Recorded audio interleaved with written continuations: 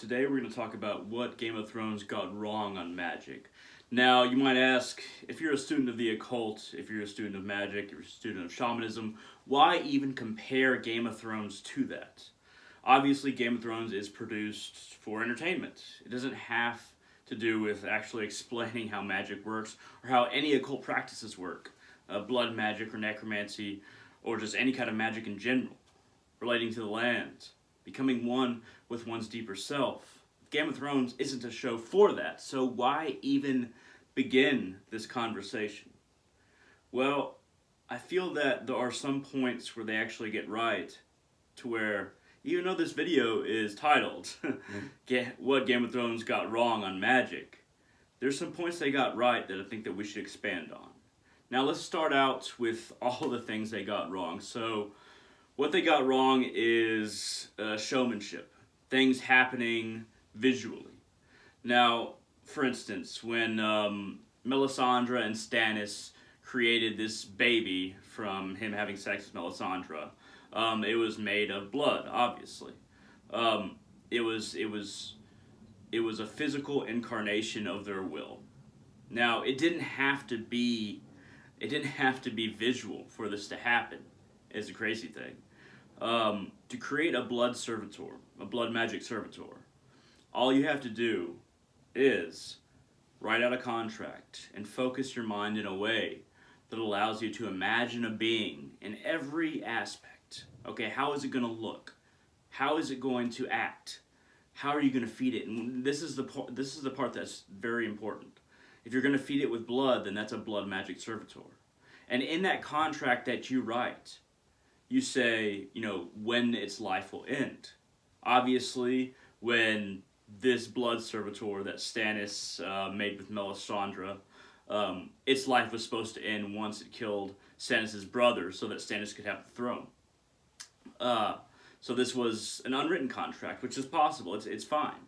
But what is really required, it doesn't have to gush out of somebody. It doesn't have to be visual for it to be just as effective. That's the thing. In Hollywood, I know that for people's amusement and entertainment, things have to be visual. But, in real life, something can be just as effective, but not have the physical or visceral incarnation of this blood servitor that we see between Melisandre and Stannis. Now, as somebody who's created blood magic servitors, I find that you can actually create different sigils for the powers that they will have through sigil work, creating sigils through your own willpower, writing out the sentences, creating something that you want to manifest in this servitor, and then what you have to do is disassociate from that, but also create it into a kind of sigil form, and then etch it onto this blood magic servitor. Now I've created many videos about servitors and blood magic that I describe this in, so it's not necessary for me to go into detail in this video. But you can imbue this servitor either into an object or just into the ether, as long as you have the correct focus to make it manifest. And then you can imbue it with certain powers based on the sigils that you create through your own creation of will and disassociation with it, so that it exists, but you don't have a focus on it, you have a focus on the servitor itself. Regardless, moving on. The Night King. The Night King is obviously supposed to be a lich. Now, I say obviously because he can just raise undead randomly, just on a whim. And he seems to have a very strong will.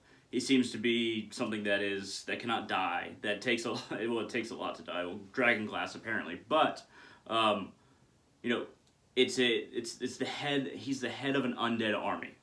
So raising the undead, that is something that, it's technically possible to raise that many, but 99.9999% of the time, a necromancer, I don't practice necromancy, but I know quite a bit about it from research and orientation with it, that you're going to have to work a lot with a certain spirit to make it follow your will, and definitely to make it to animate a body. It's going to take a lot of work to animate one body. Now, once again, it might seem stupid to compare it to Game of Thrones, but this is the actuality that they're drawing from. Also, a lich, something they also got wrong, is that a lich. The basic point of a lich is that it's a magical practitioner that is able to draw out their anti-material particle. The anti-material particle is the soul. The anti-material particle causes us to age. It gives us mortality. Not immortality, but mortality. And the way that a lich draws out its soul, and because at that point it's an it once its soul is gone, and stores it, is an unknown factor to everybody but liches. But that anti-material particle, once it's not in the body, the ego, the body will not decay, and if it does decay, it's very, very, very, very slowly.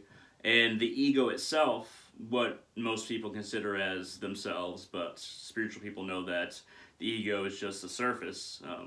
I actually feel very sorry for most people who think that the ego is themselves, but that's the state of humanity.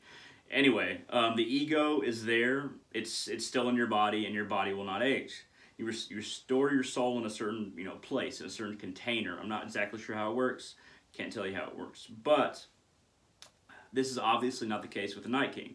He displays a lot of the qualities of a lich, but he's able to be destroyed in his own body by Dragonglass. So that's an inconsistency as far as occult knowledge goes, with the Night King being a lich.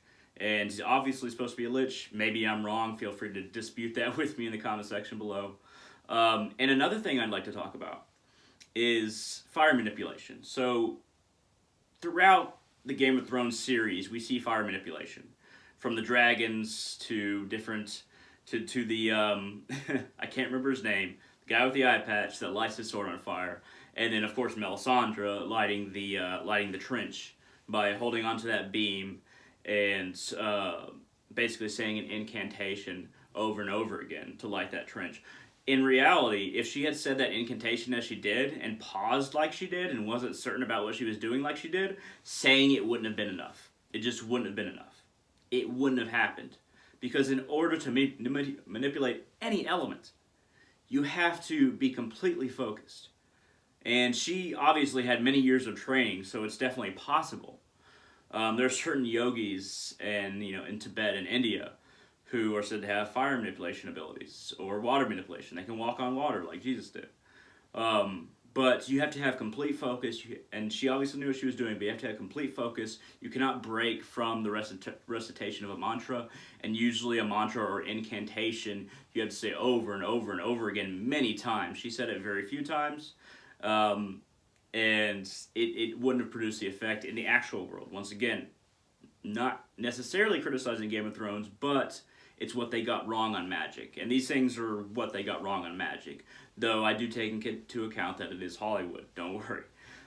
So there are a number of, magical things that go on in Game of Thrones. But what makes me... I guess the only thing that could make me frustrated about it is that they actually hit close to the mark, and then they run with it in a completely weird way. In a lot of these instances, they hit very close to the mark. The Night King is so close to a lich. Melisandre and Stannis's, blood child, I guess, and through blood magic. And I'm a blood magician, but I don't... I don't use it to harm other people, actually. I use it to gain knowledge and strengthen myself. But it hits so close to a mark what a servitor is produced through blood magic that it made me really want to address it.